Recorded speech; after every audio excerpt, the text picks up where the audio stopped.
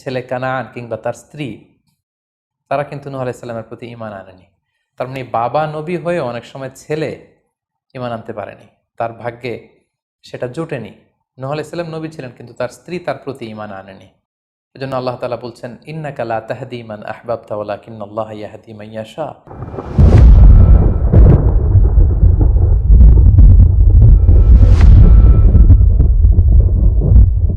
আসসালামু আলাইকুম ওয়া রাহমাতুল্লাহি ওয়া বারাকাতুহু। নাহমাদুহু ওয়া নুসাল্লি আলা রাসূলিহিল কারীম। আম্মা বা'দু ফাআউযু বিল্লাহি মিনাশ শাইতানির রাজীম। বিসমিল্লাহির রাহমানির রহিম। নূহ আলাইহিস সালাম আউয়ালু রাসূলিন বুইসা ইলা আহলিল আরদ। সাইয়েদনা আদম আলাইহিস সালাম এবং ইদ্রিস আলাইহিস সালামের পরে আল্লাহ তাআলা নূহ আলাইহিস সালামকে পৃথিবীর সর্বপ্রথম রাসূল করে এই পৃথিবীতে প্রেরণ করেছেন। এবং আল্লাহ তাআলা ওনাকে বলেছেন আবদান শাকুরা, মানে হচ্ছে অ্যান অবিডিয়েন্ট সার্ভেন্ট অফ আল্লাহ। আল্লাহ তাআলার একজন কৃতজ্ঞ বান্দা হিসেবে আল্লাহ তাআলা কালামুল্লাহ মাজিদে নূহ আলাইহিস সালামকে এই উপাধি দিয়েছিলেন। পাশাপাশি তিনি হচ্ছেন উলুল আজমি মিনার রসুল, অর্থাৎ 5 জন নবীকে আল্লাহ তাআলা কুরআনুল কারীমে দৃঢ় প্রত্যয়ী বা দৃঢ়চেতা রাসূল হিসেবে ঘোষণা করেছেন। নূহ আলাইহিস সালাম হচ্ছেন তাদের মধ্য থেকে অন্যতম। সাউদার্ন ইরাকের একটি শহরে, যেটি কুফা শহরের নিকটবর্তী একটি শহর, এমন একটি শহরে আল্লাহ তাআলা নূহ আলাইহিস সালামকে নবী হিসেবে প্রেরণ করেছিলেন। সাইয়েদনা আদম আলাইহিস সালাম থেকে শুরু করে নূহ আলাইহিস সালাম পর্যন্ত টানা 1000 বছর পর্যন্ত পৃথিবীতে শিরকের সূচনা বা উৎপত্তি হয়নি। বেসিকলি নূহ আলাইহিস সালামের জামানাতেই এই পৃথিবীতে সর্বপ্রথম শিরকের সূচনা হয়েছিল। ইবলিস শয়তান সর্বপ্রথম নূহ আলাইহিস সালামের জামানার যে কওমের লোকেরা, তাদের কাছে শিরকের ইন্ট্রোডিউস করেছিল। তাদের সময়ে 5 জন আল্লাহওয়ালা ব্যক্তি ছিল। তাদের ইন্তেকালের পরে শয়তান সেই জনগোষ্ঠীর লোকদের কাছে এসে বলল, তোমরা এ সমস্ত কি ইবাদত করছো?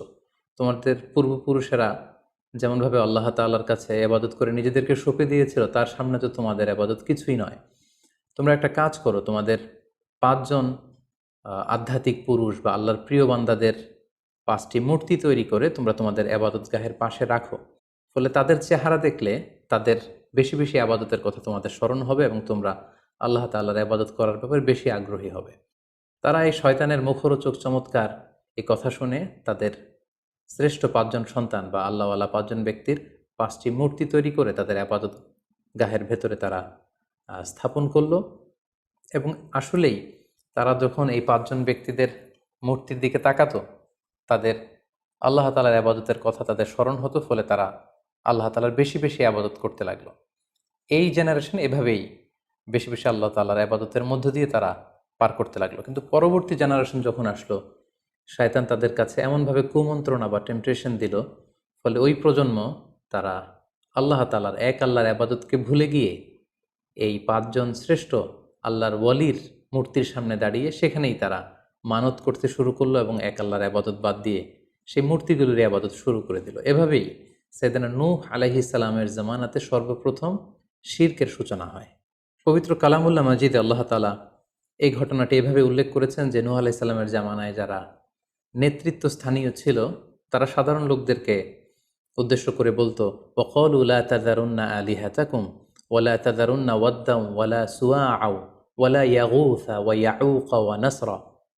অর্থাৎ আমাদের যে 5 জন বিখ্যাত ব্যক্তি, তাদের নাম ছিল ওয়াদ্দান, সুওয়াআন, ইয়াগুস, ইয়াউক এবং নাসর।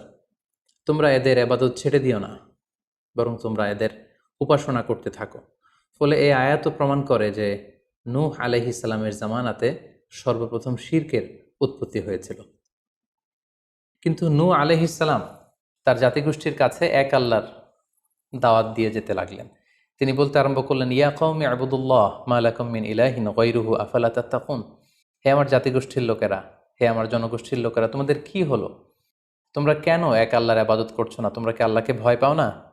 এবং তিনি বললেন যে আল্লাহ তাআলা আমাকে তার বাণীবাহক হিসেবে, প্রেরিত রাসূল হিসেবে তোমাদের কাছে পাঠিয়েছেন। এই যে আমি তোমাদেরকে তাওহীদের বা এক আল্লাহর ইবাদতের দিকে দাওয়াত দিচ্ছি, এজন্য তো আমি কোনো পারিশ্রমিক তোমাদের কাছে চাচ্ছি না, বরং তোমরা যেভাবে শিরক করে যাচ্ছ, এক আল্লাহ ছাড়া মূর্তির পূজা করে যাচ্ছ, ইন্নী আখাফু আলাইকুম আযাব ইয়াউমিন আযীম, আমি তোমাদের উপর কঠিনতম আযাব আসার আশঙ্কা করছি। সো তোমরা শিরক ছেড়ে দিয়ে, মূর্তি পূজা ছেড়ে দিয়ে, পৌত্তলিকতা ছেড়ে দিয়ে এক আল্লাহ তাআলার ইবাদতের দিকে ফিরে আসো। নূহ আলাইহিস সালাম যখন তার জাতিগোষ্ঠীর লোকদের কাছে তাওহীদের দাওয়াত বা এক আল্লাহর ইবাদতের দাওয়াত দেয়া শুরু করলেন, তার জাতির লোকেরা, তার কওমের লোকেরা নানা ধরনের টাল বাহানা, অজুহাত এবং বিভিন্ন ধরনের যুক্তি তারা স্থাপন করতে শুরু করলো। তাদের প্রথম যুক্তি ছিল যে, হে নূহ, কেন আমরা তোমার দাওয়াতে সাড়া দেব? কারণ সমাজের নিম্ন শ্রেণীর লোকেরা হচ্ছে তোমার অনুসারী। আরাযিলুনা বাদিয়ার রাই ওমা নারাকা ইত্তাবাআকা ইল্লাল্লাযীনা হুম আরাযিলুনা বাদিয়ার রাই। কারণ আমরা দেখতে পাচ্ছি সমাজের লো ক্লাসের যারা লোকজন, নিম্ন শ্রেণীর লোকজন, নিম্ন পেশার লোকজন, এরাই হচ্ছে তোমার ফলোয়ার। তোমরা আগে এই সমস্ত লোকদেরকে তোমার আশপাশ থেকে সরাও, তখন আমরা তোমার এ দাওয়াতকে গ্রহণ করব। তাদের আরও একটি যুক্তি ছিল যে, তুমি এই নিম্ন শ্রেণীর লোকদেরকে নিয়ে সমাজে ইনফ্লুয়েন্সিয়াল হতে চাচ্ছ। ইয়াতাফাদ্দালু আলাইকুম, এই নূহ হচ্ছে জেলে সমাজ, কৃষক সমাজ, এই সমস্ত নিম্ন শ্রেণীর লোকদেরকে নিয়ে এই সমাজের মধ্যে একটা ইনফ্লুয়েন্স ক্রিয়েট করে সে আমাদের উপর সুপিরিয়র হতে চাইছে। এটা ছিল তাদের আরেকটা যুক্তি। তারা আরও বলতো যে, আগে যদি এই নিম্ন শ্রেণীর লোকদেরকে তোমার কাছ থেকে তুমি তাড়িয়ে দাও, তাহলে আমরা তোমার উপর বিশ্বাস স্থাপন করতে পারি। নূহ আলাইহিস সালামের এই কথার জবাবে তিনি বলেছিলেন, ওমা আনা বিতারিদিল্লাযীনা আমানু, অর্থাৎ যারা আল্লাহ তাআলার উপর বিশ্বাস স্থাপন করেছে, যদিও তারা নিম্ন শ্রেণীর হয়ে থাকে, কি করে আমি তাদেরকে তাড়িয়ে দিতে পারি? তাদের আরও একটি যুক্তি ছিল যে, তুমি আমাদের মতো মানুষ, দেখতে তো তুমি আমাদের মতো মানুষ, তুমি খাচ্ছ, দাচ্ছ, ঘুমাচ্ছ, ঘুরে বেড়াচ্ছ, বাজারে যাচ্ছ, ক্রয় বিক্রয় করছো, আমাদের মতো মানুষ হয়ে তুমি কেমন করে রাসূল হতে পারো? তুমি যে রাসূল, কি করে আমরা বিশ্বাস করব? কেন আকাশ থেকে ফেরেশতারা এসে বলে দিয়ে যায় না যে তুমি রাসূল? তাহলে তো আমরা ফেরেশতাদেরকে দেখলে আমরা আস্থা পেতে পারি এবং নিশ্চিত হতে পারি যে আসলেই তুমি আল্লাহর পাঠানো রাসূল। এবং তারা পাশাপাশি আরও বলতো যে, আমাদের পূর্বপুরুষরা তো এই সমস্ত মূর্তিরই পূজা করেছে, তাহলে কি তুমি বলতে চাইছো এরা ভ্রান্ত ছিল? সর্বশেষে তারা বলতে আরম্ভ করলো যে, নূহ, তুমি হচ্ছে মিথ্যাবাদী, পাগল এবং ভ্রান্ত, আমরা আমাদের অবস্থানে অটল থাকব। এভাবে সাইয়েদনা নূহ আলাইহিস সালামের তাওহীদের যে দাওয়াত তিনি তার সমাজে ছড়িয়ে দিচ্ছিলেন, তারা ডিরেক্টলি এই একত্ববাদের দাওয়াতকে তারা প্রত্যাখ্যান করলো, রিজেক্ট করলো। কিন্তু নূহ আলাইহিস সালাম তিনি হাল ছাড়েননি। তিনি টানা 950 বছর তার জাতিগোষ্ঠীর লোকদের কাছে তিনি এক আল্লাহর দাওয়াত দিয়ে যেতে লাগলেন। কালামুল্লাহ মাজিদ আমাদেরকে জানাচ্ছে, ওয়ালাকাদ আরসালনা নূহান ইলা কওমিহি ফালাবিসা ফীহিম আলফা সানাতিন ইল্লা 50 আমা। তিনি 1 বছর, 2 বছর, 10 বছর, 20 বছর নয়, টানা 950 বছর তিনি লাগাতার কন্টিনিউয়াসলি তার কওমের লোকদের কাছে তিনি এই তাওহীদের দাওয়াত দিয়ে যেতে লাগলেন। এবং তিনি দিন রাতকে এক করে টায়ারলেসলি, রেস্টলেসলি তিনি তার জাতিগোষ্ঠীর কাছে এই একই দাওয়াত দিতে লাগলেন। তিনি বলছেন যে, রব্বি ইন্নী দাআউতু কওমি লাইলা ওয়া নাহারা, হে আল্লাহ, দিন রাত তো আমি চেষ্টা করে গেলাম, তাদেরকে তাওহীদের দাওয়াত দিলাম, কিন্তু তারা আমার কথা শুনছে না। ওয়া ইন্নী কুল্লামা দাআউতুহুম লিতাগফিরা লাহুম জাআলু আসাবিআহুম ফি আযানিহিম। এর মানে হচ্ছে, আল্লাহ, আমি যখনই তাদেরকে দাওয়াত দিতাম, তারা তাদের আঙ্গুলগুলো তাদের কানের ভেতরে ঢুকিয়ে রাখতো, যাতে করে আমার তাওহীদের কথা তাদের শুনতে না হয়। এবং ওয়াস্তাগশাউ সিয়াবাহুম ওয়া আসররু ওয়াস্তাকবারু ইস্তিকবারা, তারা আমাকে দেখলেই চাদর দিয়ে তাদের মুখ পেঁচিয়ে রাখতো, যাতে করে আমার কথাগুলো তারা শুনতে না পায়। সুম্মা ইন্নী দাআউতুহুম জিহারা, আমি, নূহ আলাইহিস সালাম বললেন, আল্লাহ, আমি দাওয়াতি কাজ করার কোনো মাধ্যমই তো বাকি রাখিনি। আমি প্রথমে পার্সন টু পার্সন আমি প্রাইভেটলি দাওয়াত দিতাম। এটা যখন তারা অস্বীকার করলো, আমি তখন পাবলিক দাওয়াত দেওয়া শুরু করলাম। আমি তাদের বড় গ্যাদারিংসে, বিভিন্ন ফেস্টিভ্যালে যে তাদেরকে এই দাওয়াতের কথা শোনালাম, কিন্তু তারা প্রত্যাখ্যান করেছে। সুম্মা ইন্নী আ'লানতু লাহুম ওয়া আসরারতু লাহুম ইসরারা, অর্থাৎ এই আয়াত থেকে বোঝা যাচ্ছে যে নূহ আলাইহিস সালাম দাওয়াত দেয়ার বা বাণীবাহকের যে কাজ, এই গুরুদায়িত্ব পালনে কোনো ধরনের প্রক্রিয়া তিনি বাদ রাখেননি। তিনি দিনে রাতে, তিনি প্রাইভেটলি, তিনি পাবলিকলি, তিনি উৎসাহ প্রদানের মাধ্যমে, জান্নাতের সুসংবাদ দেওয়ার মাধ্যমে, কিংবা জাহান্নামের ভয় দেখানোর মাধ্যমে নানাভাবে তার জাতিগোষ্ঠীর কাছে আখিরাতের কথা, আখিরাতে আল্লাহ তাআলার সুপ্রিম কোর্টের কাঠগড়ায় দাঁড়িয়ে জবাবদিহিতার কথা, এক আল্লাহর একত্ববাদের কথা, এ দাওয়াতগুলো তিনি দিয়ে গিয়েছেন। কিন্তু অধিকাংশ ক্ষেত্রেই এবং অধিকাংশ লোকগুলোই নূহ আলাইহিস সালামের এই তাওহীদের দাওয়াতকে প্রত্যাখ্যান করেছিল এবং রিজেক্ট করেছিল। এভাবে নূহ আলাইহিস সালাম যখন দাওয়াত দিয়ে যেতে লাগলেন, তার কওমের লোকদের মধ্য থেকে ফাইনাল যে রেসপন্সটি এসেছিল সেটি হচ্ছে, ক্বালু লা ইন লাম তানতাহি ইয়া নূহ লা তাকুনান্না মিনাল মারজুমিন। হে নূহ, অনেক হয়েছে, এবার তুমি থামো। তুমি যদি এই দাওয়াত দেয়া বন্ধ না করো, তাহলে আমরা তোমাকে স্টোনিং করে, পাথর মেরে, প্রস্তর নিক্ষেপ করে দুনিয়া থেকে বিদায় করে দিব। এবং তারা এও বলল যে, ক্বালু ইয়া নূহ ক্বাদ জাদালতানা ফাআকসারতা জিদালানা।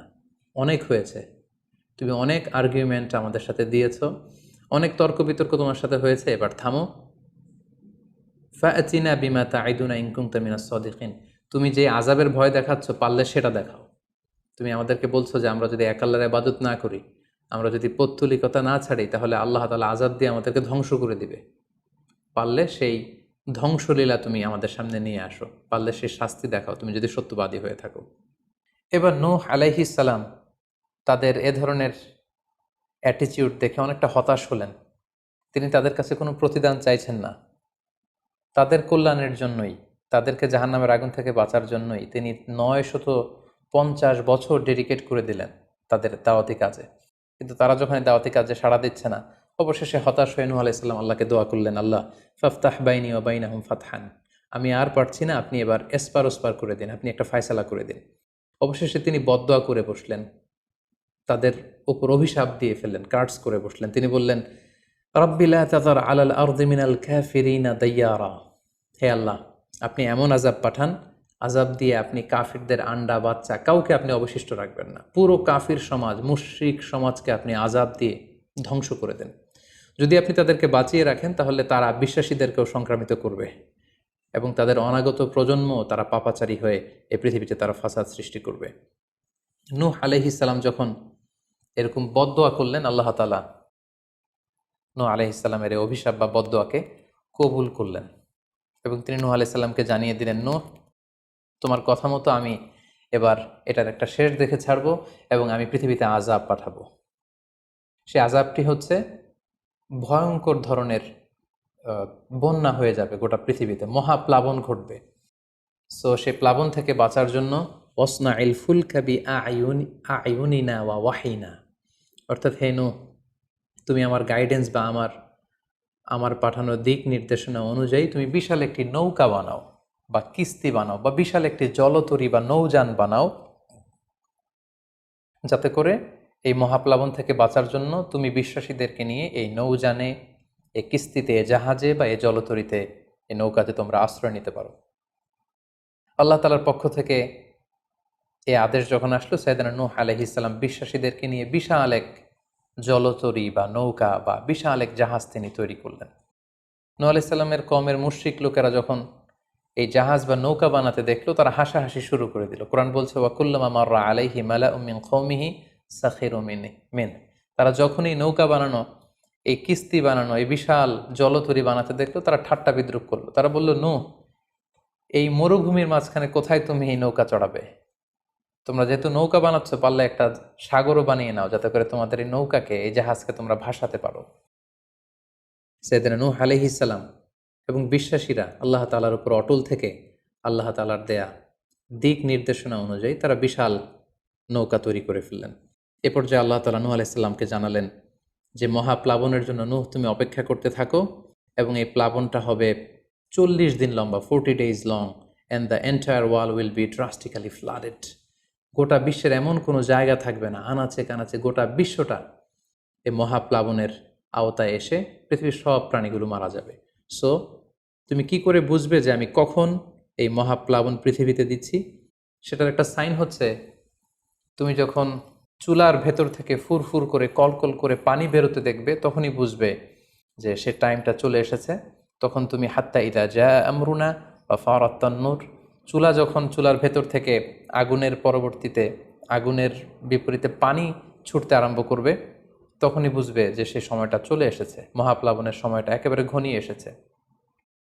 কুল নাহমিল ফিহা মিন কুল্লি যাওজাইনি ইসনাইন, তখন তুমি সমস্ত বিশ্বাসী বান্দাবান্দিদেরকে, যারা তোমার ফলোয়ার, যারা একত্ববাদে বিশ্বাসী তাদেরকে নিয়ে সেই নৌকায় তুমি আরোহণ করবে এবং প্রতিটি প্রাণী থেকে জোড়ায় জোড়ায়, অর্থাৎ ম্যাসকুলিন অ্যান্ড ফ্যামিনিন, নারী পুরুষ জোড়ায় জোড়ায় তুমি নিয়ে সেই নৌকাতে আরোহণ করবে। কারণ এই মহাপ্লাবনটা এত ভয়ঙ্কর মহাপ্লাবন হবে, ফলে পৃথিবীতে কেউ বেঁচে থাকবে না এবং তোমরাই হবে নেক্সট জেনারেশন, এবং তোমাদের থেকেই পৃথিবী আবার নতুন করে সভ্যতা বিনির্মিত হবে এবং তোমাদের থেকে নতুন করে পৃথিবীর সব প্রাণীকুল আবার নতুন করে বংশবিস্তার শুরু হবে। আল্লাহ তাআলার এই গাইডেন্স অনুযায়ী নূহ আলাইহিস সালাম অপেক্ষা করতে লাগলেন যে কখন চুলার ভেতর থেকে কলকল করে পানি বেরোয়। হঠাৎ করে তিনি একদিন দেখতে পেলেন যে চুলার ভেতর থেকে পানি বেরোচ্ছে। তিনি সমস্ত বিশ্বাসীদেরকে নিয়ে এবং বিভিন্ন প্রাণীকুল থেকে জোড়ায় জোড়ায় নারী পুরুষ দুই ধরনের জেন্ডারকে একত্রিত করে নিয়ে তিনি আল্লাহ তাআলার নামে সেই নৌকার মধ্যে আরোহণ করলেন এবং আল্লাহ বললেন, ওয়াকাল আরকাবু ফিহা বিসমিল্লাহি মাজরেহা ওয়া মুরসাহা ইন্না রাব্বি লাগফুরুর রাহিম। আল্লাহ বললেন, তোমরা যখন আরোহণ করবে তোমরা আল্লাহর নামে আরোহণ করবে, অর্থাৎ বিসমিল্লাহ বলে আরোহণ করবে। কারণ তোমাদের এই নৌকার, এই জাহাজের গতি এবং স্থিতি এটা হবে আল্লাহর নামে। এটার সেইলিং বা অ্যাঙ্করিং, এটার পানির উপরে ভেসে চলা এবং এটার নোঙর ভেরানো সবটাই হবে আল্লাহ তাআলার নামে। এবং আল্লাহ তাআলার আদেশ অনুযায়ী নূহ আলাইহিস সালাম সবাইকে নিয়ে সেই নৌকায় আশ্রয় নিলেন। কোরআন আমাদেরকে জানাচ্ছে, ওহিয়া তাজরি বিহিম ফি মাউজিন কাল জিবাল। গোটা বিশ্বব্যাপী এমন ভয়ঙ্করভাবে আকাশ থেকে ঝুম বৃষ্টি নাজিল হলো, জমিন তার ভেতরে থাকা পানিগুলোকে উপরে উদ্গীরণ করে দিতে লাগলো, উপর থেকে পানি, নিচ থেকে পানি, ফলে গোটা বিশ্বে এক মহাপ্লাবনের পরিস্থিতি তৈরি হলো। এবং সেই ভয়ঙ্কর প্লাবনের মধ্যে, সেই ঝড় ঝাপটার মধ্যে, সেই পানির মধ্যে নূহ আলাইহিস সালামের সেই কিস্তি বা সেই জলতরী বা সেই নৌকা ভাসতে লাগলো। কোরআন বলছে যে ফি মাউজিন কাল জিবাল, বিশাল পাহাড় সম ঢেউয়ের মধ্যে নূহ আলাইহিস সালামের তরী আল্লাহর নামে ভাসতে আরম্ভ করলো এবং আল্লাহর নামে নূহ আলাইহিস সালাম সেই তরী ভাসিয়ে দিলেন। মহাপ্লাবনের ঠিক কিছু আগে নূহ আলাইহিস সালাম ওনার ছেলে কানাআনকে আহ্বান করলেন যে, কানাআন, তুমি এই নৌকার মধ্যে আরোহণ করো। আমরা ইতিহাস থেকে আমরা জেনেছি যে নূহ আলাইহিস সালামের 4 জন সন্তান ছিল, হাম, সাম, ইয়াফাস, কানাআন। এই 4 জন সন্তানের মধ্যে 3 জনই ঈমান এনেছিল, শুধু কানাআন ছাড়া। নূহ আলাইহিস সালাম কানাআনকে বললেন, কানাআন ইয়া বুনাইয়া ইরকাব মাআনা, হে আমার প্রিয় সন্তান, তুমি নৌকায় ওঠো, আল্লাহর কাছে তওবা করো। কিন্তু কানাআন নূহ আলাইহিস সালামের এই আহ্বানের প্রত্যুত্তরে তিনি বলেছিলেন, আমি নৌকায় উঠবো না, সাআউই ইলা জাবালিন ইয়াসিমুনি মিনাল মা, আমি পাহাড়ের চূড়ায় যেয়ে দাঁড়াবো, পাহাড় আমাকে পানি থেকে বাঁচাবে, কারণ এই বন্যার পানি তো পাহাড় পর্যন্ত পৌঁছতে পারবে না। নূহ আলাইহিস সালাম বললেন, ক্বালা লা আসিমাল ইয়াউমা মিন আমরিল্লাহ ইল্লা মান রাহিম, হে কানাআন, আজকে আল্লাহর এই গজব থেকে, এই আযাব থেকে, এই মহাপ্লাবন থেকে বাঁচানোর কেউ নাই, কেউ তোমাকে বাঁচাতে পারবে না। পাহাড় তোমাকে আজকে সুরক্ষা দিতে পারবে না, বাঁচাতে পারবে না, আজকে বাঁচানোর কেউ নেই, তুমি তাড়াতাড়ি উঠে আসো এখানে। কিন্তু নূহ আলাইহিস সালামের ছেলে কানাআন অস্বীকৃতি জ্ঞাপন করলো। কোরআন বলছে, ওয়াহালা বাইনাহুমাল মাউজু ফাকানা মিনাল মুগরাকিন, বাবা আর ছেলের মধ্যে যখন এ ধরনের কথা চলছিল, হঠাৎ করে বিশাল এক সাগরের ঢেউয়ের ধাক্কা এসে নূহ আলাইহিস সালামের সন্তান কানাআনকে পানির মধ্যে ডুবিয়ে দিল। তাহলে এই আয়াত থেকে বুঝলাম কানাআন যারা ডুবে গিয়েছিল তাদের অন্তর্ভুক্ত হয়েছিল। এবং মজার ব্যাপার হচ্ছে, নূহ আলাইহিস সালামের স্ত্রীও এই মহাপ্লাবন থেকে বাঁচতে পারেনি। সেও ঈমান না আনার কারণে যারা ধ্বংস হয়েছিল, যাদের সলিল সমাধি হয়েছিল মহাপ্লাবনের পানির মধ্যে, নূহ আলাইহিস সালামের স্ত্রীও সেখানে নিহত হয়েছেন। এখন একটি প্রশ্ন এসে দাঁড়ায়, সেটি হচ্ছে যে এটা কি একটা গ্লোবাল ডিজাস্টার ছিল কিনা? এটা কি ইরাকের সেই সাউদার্ন পার্টেই শুধু এই বন্যাটা হয়েছিল, না গোটা বিশ্বব্যাপী হয়েছিল? এ নিয়ে ঐতিহাসিকদের মধ্যে অনেক ধরনের মতামত পাওয়া যায়। তবে একটা বড় সংখ্যক ঐতিহাসিক মুআররিখুন তারা বলেছেন যে ইট ওয়াজ এ গ্লোবাল ডিজাস্টার।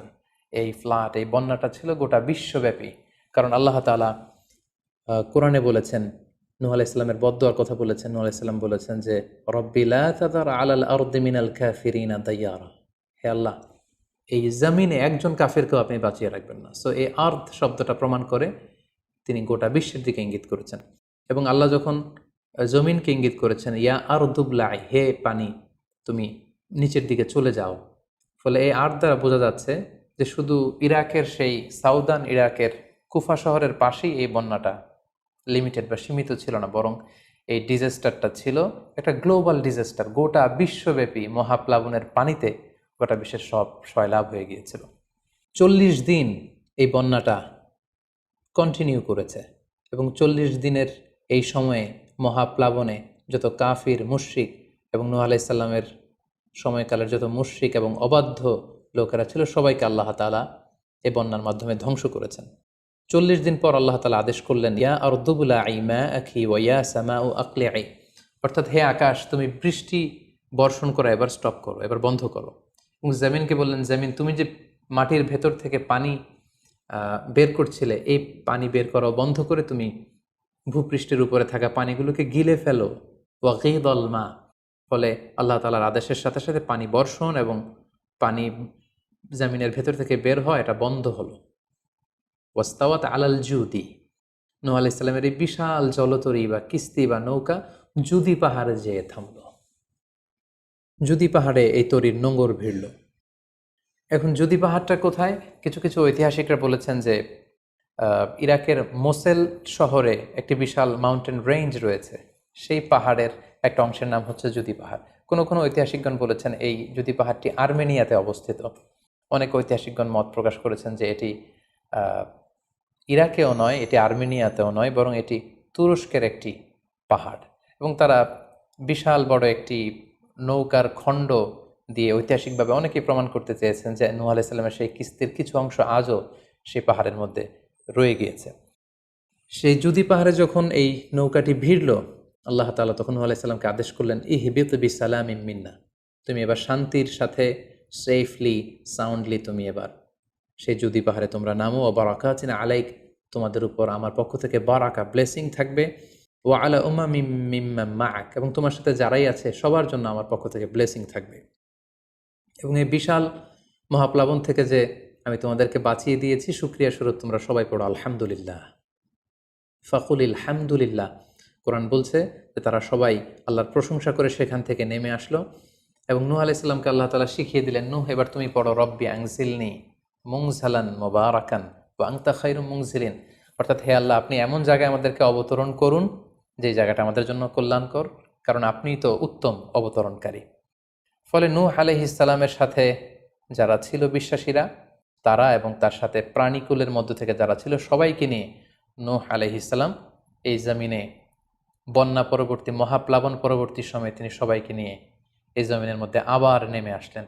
ফলে ঠিক ওই সময়টাতে পৃথিবীতে আর কোনো কাফের, কোনো মুশরিক, কোনো পৌত্তলিক ছিল না, বরং তখন এটা ছিল, it was very fresh and pure monotheist generation, একত্ববাদী একটা প্রজন্ম।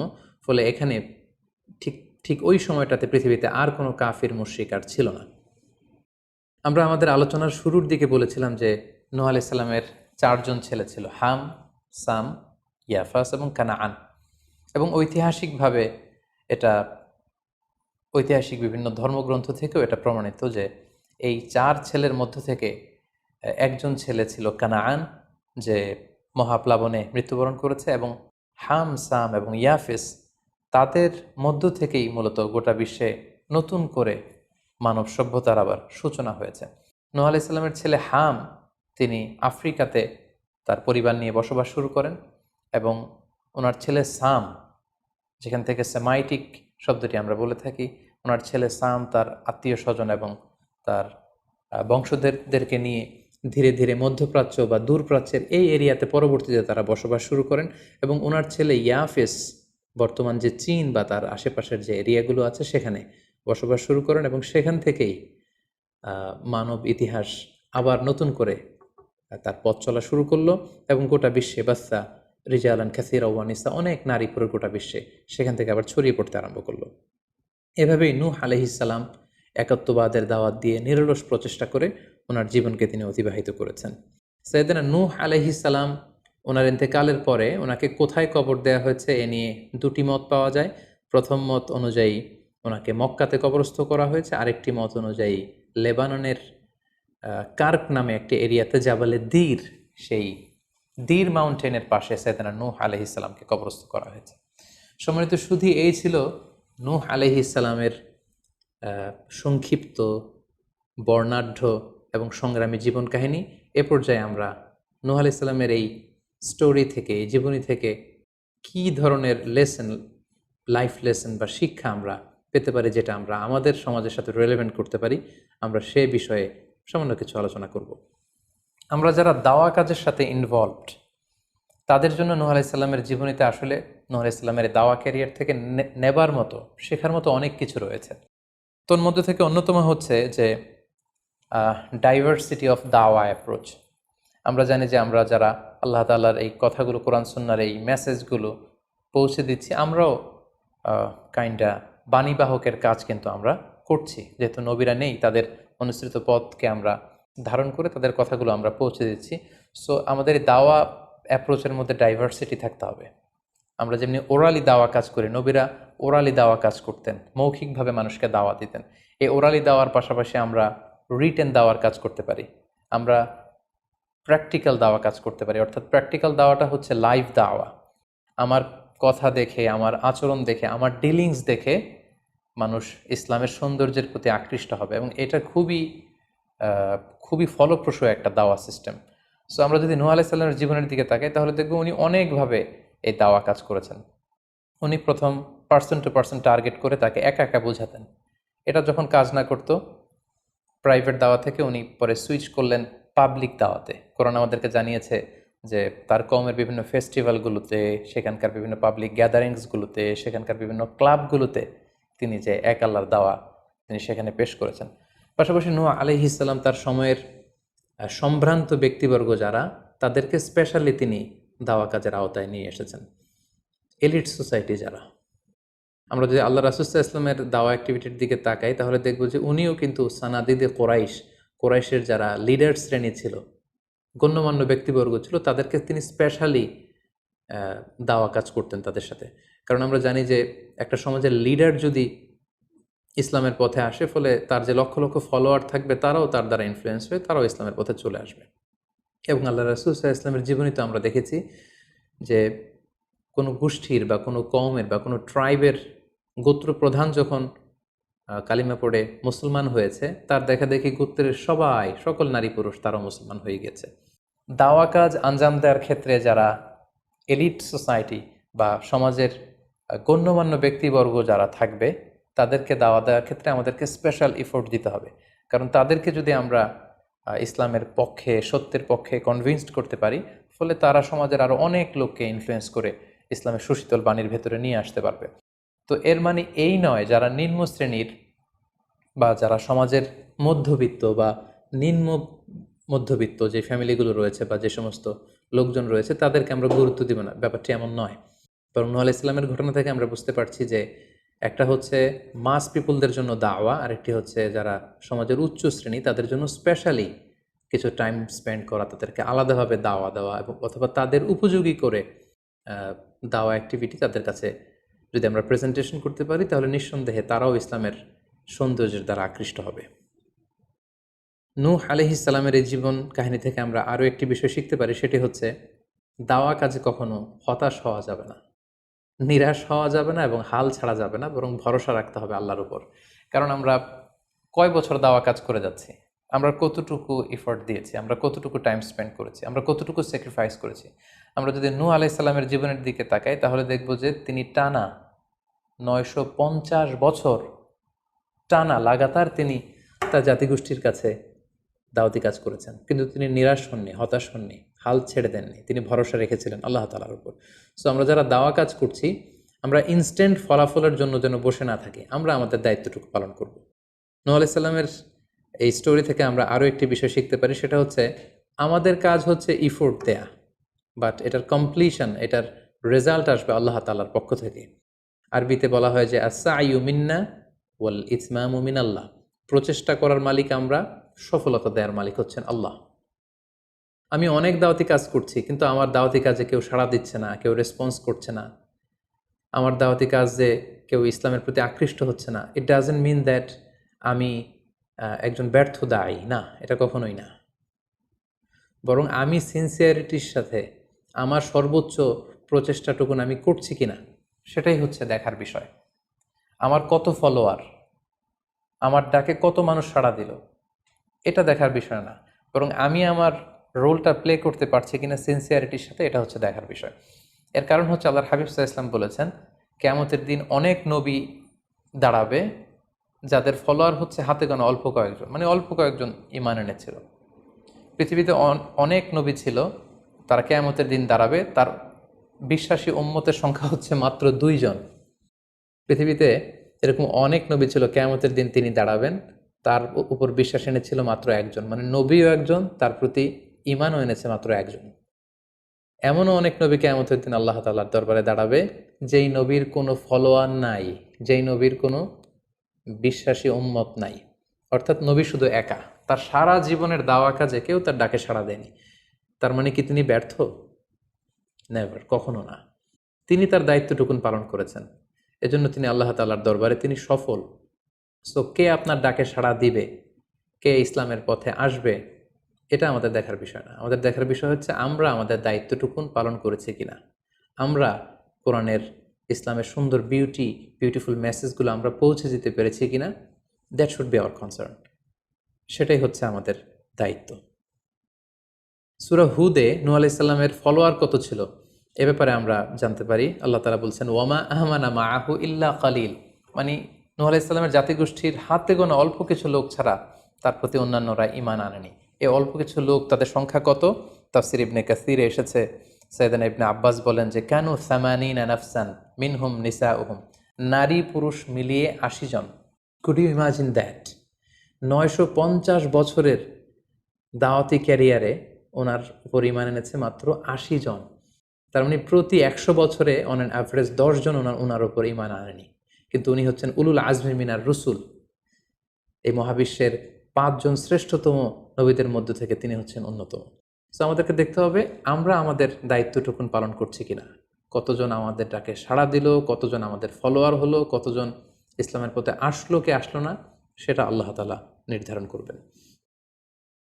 নূহ আলাইহিস সালামের জীবনী থেকে আমরা আরও যে শিক্ষাটি পাই, এবং এটি খুবই গুরুত্বপূর্ণ একটি লেসন, সেটা হচ্ছে হিদায়া অনলি বিলংস টু আল্লাহ। হেদায়েত দেওয়ার মালিক হচ্ছেন আল্লাহ। Canaan and the wife of Nuh for example, যেমন নূহ আলাইহিস সালামের ছেলে কানাআন কিংবা তার স্ত্রী, তারা কিন্তু নূহ আলাইহিস সালামের প্রতি ঈমান আনেনি। তার মানে বাবা নবী হয়েও অনেক সময় ছেলে ঈমান আনতে পারেনি, তার ভাগ্যে সেটা জোটেনি। নূহ আলাইহিস সালাম নবী ছিলেন, কিন্তু তার স্ত্রী তার প্রতি ঈমান আনেনি। এজন্য আল্লাহ তাআলা বলছেন, ইন্নাকা লা তাহদি মান আহবাবতা ওয়ালাকিন্নাল্লাহা ইয়াহদি মান ইয়াশা। হে নবী, আপনি যাকে চান তাকে আপনি হেদায়েত দিতে পারবেন না, কারণ হেদায়েত দেওয়ার মালিক আপনি নন। হেদায়েত দেওয়ার নিরঙ্কুশ একচ্ছত্র ক্ষমতা হচ্ছে শুধুমাত্র কেবলমাত্র আল্লাহ তাআলার হাতে। তিনি যাকে চাইবেন তাকে তিনি হেদায়েত দেন, আমরা চাইলেই কাউকে হেদায়েত দিতে পারবো না। নূহ আলাইহিস সালামের জীবনী থেকে আরও একটি বড় শিক্ষা হচ্ছে যে আল্লাহ তাআলা হুট করেই কাউকে আযাব দেন না বা শাস্তি পাঠান না, বরং আল্লাহ তাআলা বারবার সুযোগ দিয়ে থাকেন। অনেক সুযোগ দেওয়ার পরে, বারবার সুযোগ দেওয়ার পরেও যখন কেউ সত্যের পথে ফিরে আসে না, বরং বারবার তারা অবাধ্যতা, দাম্ভিকতা এবং বাড়াবাড়ি করে, ঠিক তখনই আল্লাহ তাআলা তাদেরকে শাস্তি দেন। আমরা নূহ আলাইহিস সালামের জাতিগোষ্ঠীর দিকে যদি তাকাই, তাহলে দেখব যে তিনি 950 বছর তাদেরকে চান্স দিয়েছেন। এত লম্বা সময় তাদেরকে সুযোগ দেওয়ার পরেও তারা সত্যের পথে ফিরে আসেনি। অতঃপর আল্লাহ তাআলা মহাপ্লাবন দিয়ে পুরো জাতিগোষ্ঠীকে ধ্বংস করে দিয়েছেন। নূহ আলাইহিস সালামের জীবনী থেকে সর্বশেষ যে শিক্ষাটি আমরা পাই, সেটি হচ্ছে সব ধ্বংস নয়। কিছু ধ্বংস আছে যেটা আবার নতুন করে সৃষ্টি করে, অর্থাৎ সৃষ্টির জন্য ধ্বংস। আমরা যদি দেখি যে আল্লাহ তাআলা এমন এক গজব পাঠালেন, এমন এক পানিশমেন্ট দিলেন, এমন এক মহাপ্লাবন দিলেন, যেটা দিয়ে গোটা পৃথিবীবাসীকে তিনি ধ্বংস করেছেন, অল্প কিছু মানুষ ছাড়া। কিন্তু আমরা যদি অন্য দিক থেকে খেয়াল করি, তাহলে দেখব যে এই ধ্বংসটি ধ্বংসের জন্য নয়, এই ধ্বংসটি ছিল নতুন করে সৃষ্টির জন্য। আমরা দেখি যে অনেক এলাকাতে অগ্নিকাণ্ড ঘটে, সেখানে হয়তো বেড়ার ঘর ছিল, টিনের ঘর ছিল, তো অগ্নিকাণ্ড ঘটার পরে সেখানে বিশাল করে বিল্ডিং তৈরি হয়। তার মানে সব ধ্বংসের জন্য নয়, কিছু ধ্বংস আছে সৃষ্টির জন্য। নূহ আলাইহিস সালামের ক্ষেত্রেও এই ধ্বংসের ব্যাপারটি ঠিক এমনই ঘটেছিল। এই ধ্বংসটা শুধু ধ্বংসের জন্য নয়, বরং কাফিরদেরকে, মুশরিকদেরকে ধ্বংস করে দিয়ে নতুন এক একত্ববাদী প্রজন্মের সূচনা যাতে পৃথিবীতে ঘটে, সেজন্য আল্লাহ তাআলা এই ধ্বংসের সূচনা করেছিলেন। আল্লাহ তাআলা আমাদের সবাইকে আম্বিয়া আলাইহিমুসসালামদের অনুসৃত পথে থেকে তাদের মত এবং পথকে বেছে নিয়ে সিরাতুল মুস্তাকিমে পরিচালিত হওয়ার তৌফিক দান করুক। আসসালামু আলাইকুম ওয়া রাহমাতুল্লাহি ওয়া বারাকাতুহু।